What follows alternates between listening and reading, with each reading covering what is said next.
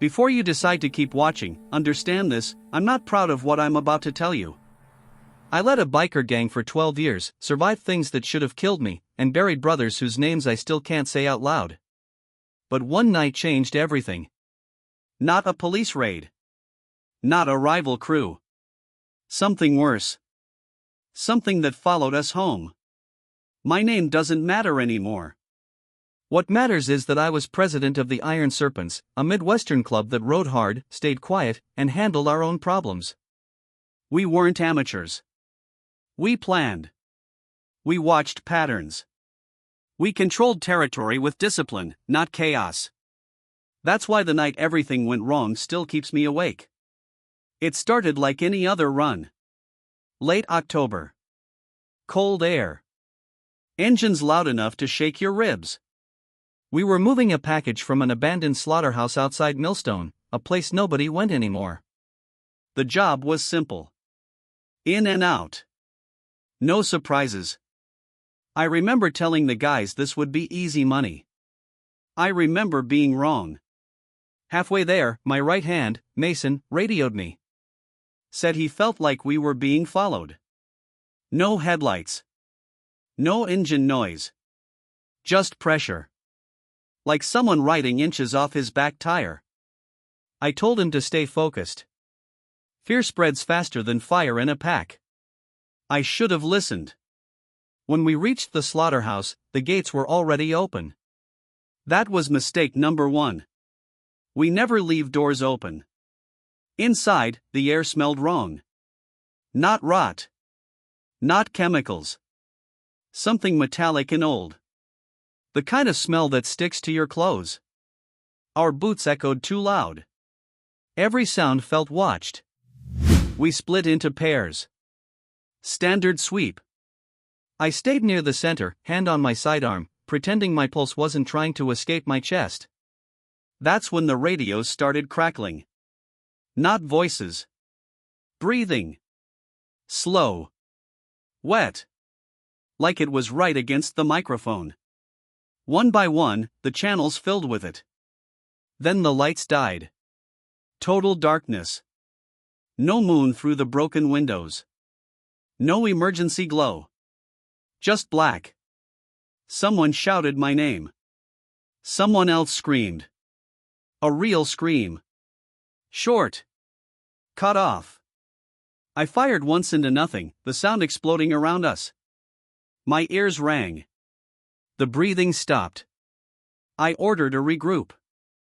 No response. Just silence so heavy it felt physical. I moved forward, counting steps, reaching out with my boot. I hit something soft. Warm. Mason. His eyes were open. His throat wasn't just cut. It was emptied. Like something drank him. That's when I heard it behind me. Not footsteps. Not breathing. A low hum. Almost mechanical. Almost alive. And it said my road name. Perfectly. Slowly. I ran. Presidents don't run.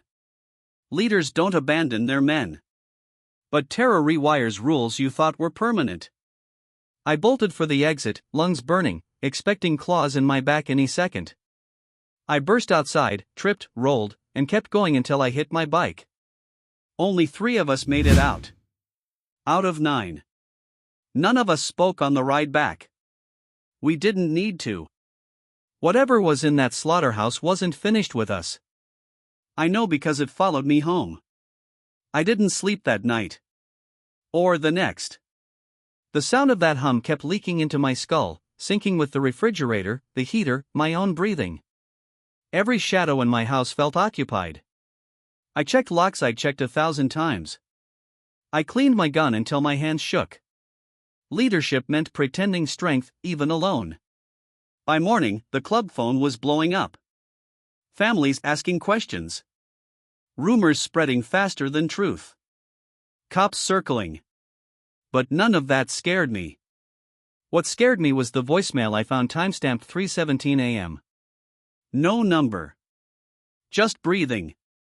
Slow. Wet.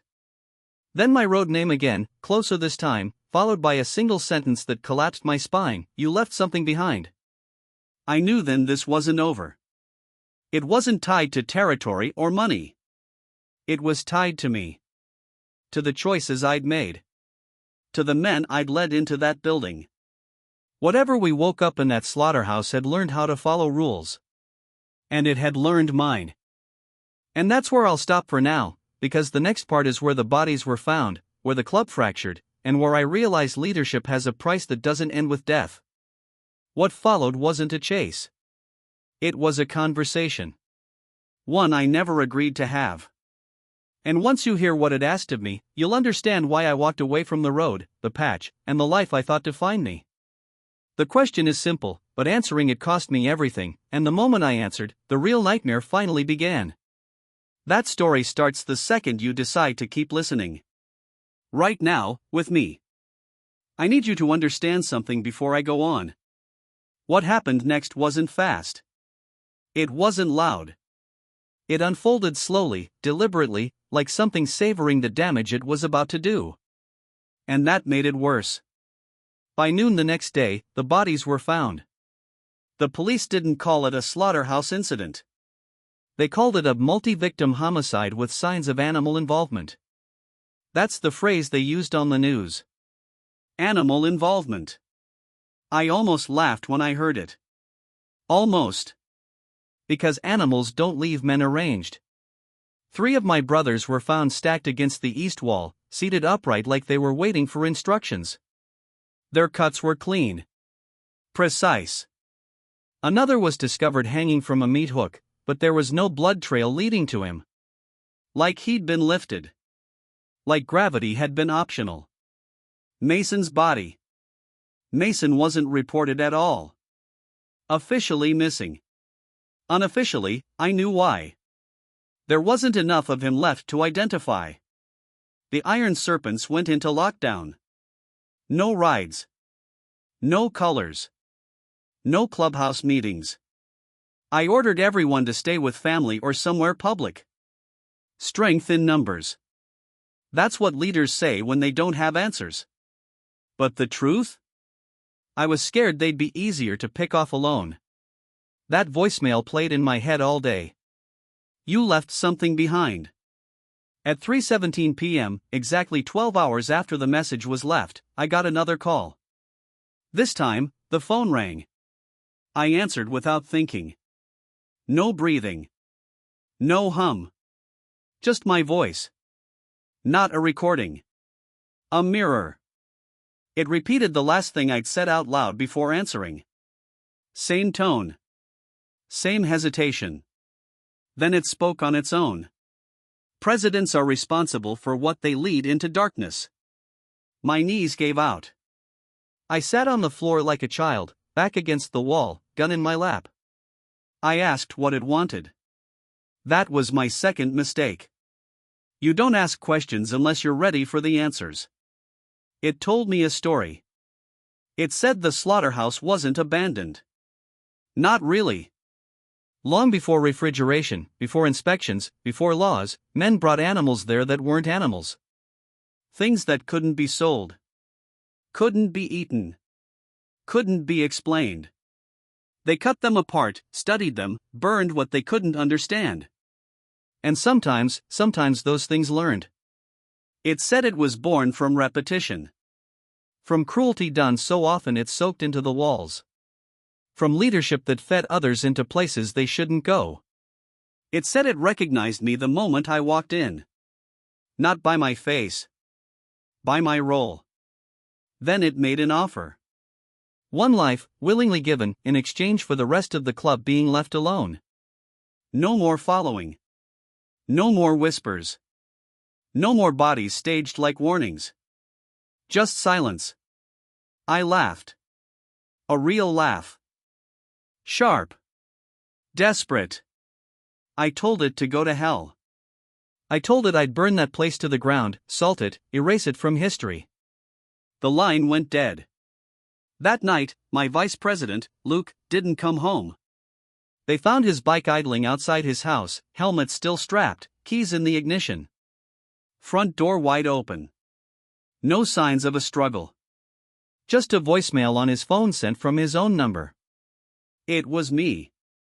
My voice. Saying, "I'll be there in 5." That's when the club started breaking. Men accused each other. Old grudges resurfaced. Fear turned loyalty brittle. 2 members disappeared on their own, thinking distance would save them. One was found in a motel bathtub 3 counties away, water still running, walls carved with symbols none of us recognized. The other was never found at all. Every night at 3:17, my phone rang. Every night, the offer stayed the same. Calm. Patient. Like it knew time was on its side. I stopped sleeping entirely. I started seeing movement where there wasn't any. Hearing engines when the garage was empty. The hum crept into everything: air vents, radio static, my own heartbeat. I realized something terrifying: it wasn't haunting places. It was haunting hierarchy. Anyone who stepped into leadership felt heavier. Watched. That's when I understood why Mason was taken first. Why Luke followed. Why it kept coming back to me. It wasn't hunting men. It was correcting structure. On the 7th night, it changed the rules. It didn't call at 3:17. It called at 3:16. And instead of speaking, it sent me a video. The slaughterhouse. Live. The lights were on. Clean. Empty. Except for one chair in the center of the floor. And on that chair was my patch. Cut cleanly from my vest. Laid out like an invitation. A caption appeared on the screen, typed slowly, 1 word at a time. Leaders return what they take. I knew then the choice wasn't metaphorical. It wanted me there. Alive. Willing. And if I refused, it would keep dismantling the club until there was nothing left to lead. In the next part, I'll tell you what happened when I went back. What waited for me in that building. And why stepping through those doors is the reason I will never wear a patch again, and never ride at night. Because some roads don't end where you think they do. I didn't tell anyone I was going back. That's important. Leaders announce things. Martyrs don't. I left my phone on the kitchen table, keys beside it, gun unloaded and locked away. If this thing wanted me willingly, I wasn't giving it excuses. I rode alone, no lights, no radio, the road empty like it had been erased just for me. The slaughterhouse looked different this time. Clean. That was the first thing I noticed. No graffiti. No broken glass. The gates were closed, freshly painted, the metal still smelling of oil. When I cut the engine, the silence hit harder than noise ever could. No insects. No wind. Just expectation. The door opened before I touched it. Inside, the lights hummed softly, steady and even. The air no longer smelled metallic. It smelled sterile. Like a hospital. The chair was still there in the center of the floor, exactly where the video showed it. My patch rested on it, colors facing up, pristine. Around the room, hooks hung empty, gently swaying even though nothing was moving them. Then it spoke. Not from one place. From everywhere. From the walls, the ceiling, the floor beneath my boots.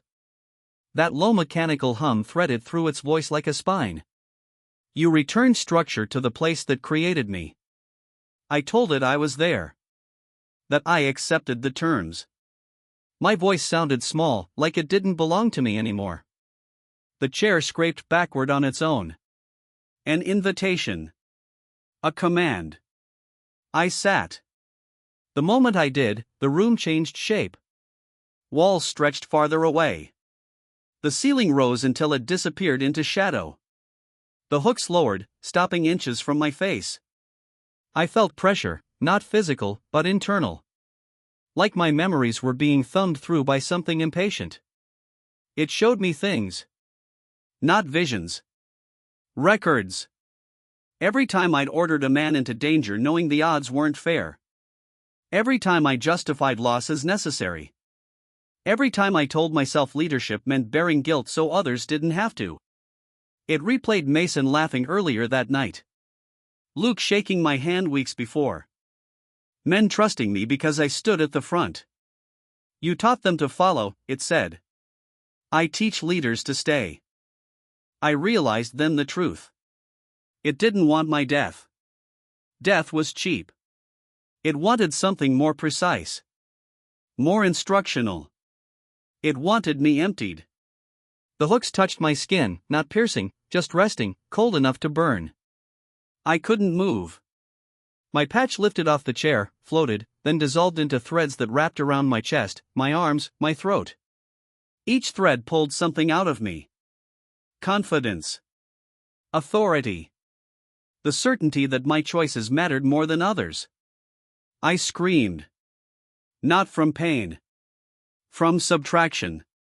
When it was done, I was on the floor, shaking, soaked in sweat, unable to remember what it felt like to give an order. The hooks retracted. The room shrank back to normal proportions. The chair was gone. So was my patch. You are no longer a source, it said. The pattern is broken. I asked if the club would be safe. It paused. That pause felt like mercy. There will be no more corrections. I woke up outside at dawn, lying in gravel, my bike tipped over beside me. No marks. No wounds. But when I stood, something was wrong. The weight I'd carried for years, the invisible pressure of being in charge, was gone.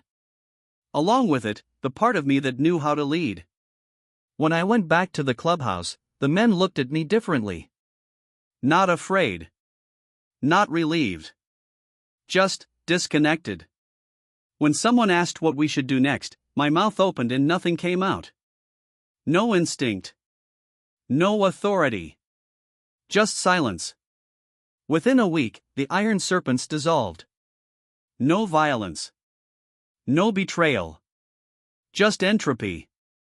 Men drifted away like they'd lost a signal they didn't realize they were following.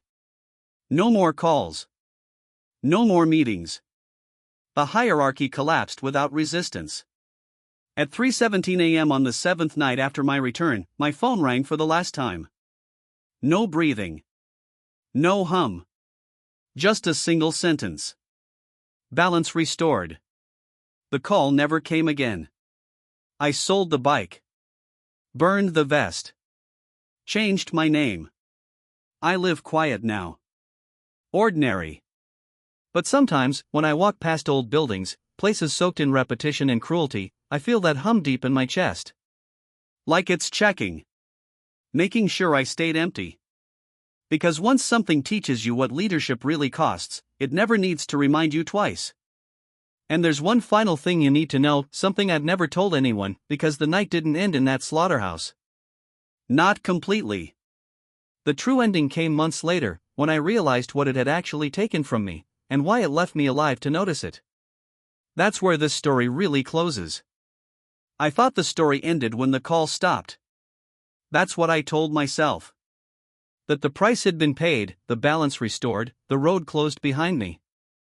For a while, that lie worked. Months passed. I learned how to exist without being followed, without decisions weighing lives. I took a warehouse job. Clocked in. Clocked out. No hierarchy. No responsibility. No noise. But emptiness has a sound. It took me a long time to recognize it. A quiet erosion. Friends drifted because I never initiated plans. Relationships failed because I couldn't take the lead in anything, not even choosing where to eat. Every time someone looked to me for direction, my chest tightened like I was standing in that chair again. That's when I noticed the pattern. Every place I worked, every group I joined, leadership around me collapsed. Managers quit. Supervisors broke down. Team leads disappeared without explanation. It didn't matter if I spoke or stayed silent. Just my presence was enough. Authority around me decayed like rust in salt air. I wasn't empty. I was a sink. The realization hit one night in a grocery store parking lot. A man was shouting at his kid, voice sharp, hand clenched. Something in me reacted, not anger, not fear, but recognition. The hum surfaced for the first time in months, faint but unmistakable. The man froze mid-sentence. He looked around, confused, then his shoulders sagged. He let go of the cart. Sat down on the curb and started crying. Full-body sobs. Apologizing to no one. His kid just stood there, stunned. I backed away, heart pounding. That's when I understood the final lesson. The thing in the slaughterhouse didn't just punish leadership. It redistributed it. Stripped it from those who abused structure and anchored it somewhere it could neutralize excess. Me. I wasn't free. I was containment. Since then, I've lived carefully. I avoid promotions. I avoid influence. I keep my head down and my life small. Because every time I step too close to authority, something breaks. Not violently. Quietly. Like a system correcting itself. I still wake up some nights at 3:17. No phone ringing. Just that hum vibrating through my bones, reminding me of my role. Not as a leader. Not as a warning. As a balance. And here's the part that finally made me tell this story. Last week, I passed a new construction site on my way home. A hospital wing being built where the old slaughterhouse used to stand. Clean lines. Bright lights. Fresh paint. A place meant to heal. As I walked by, the hum surged so loud I had to stop. The automatic doors slid open on their own. A security guard inside looked straight at me and asked a simple question, one I hadn't heard in years. Are you in charge here? For the first time since that night, I felt something inside me respond. Not power. Recognition. I didn't answer. I turned and walked away as fast as I could. But behind me, I swear I heard the soft scrape of a chair being pulled back. So if you're watching this and you lead people at work, on the road, in life, understand this: places remember. Structures correct themselves. And sometimes, the cost of leadership isn't paid in blood. It's paid in what you're never allowed to become again. That's my story. I've carried it long enough. Now you know why I don't write at night.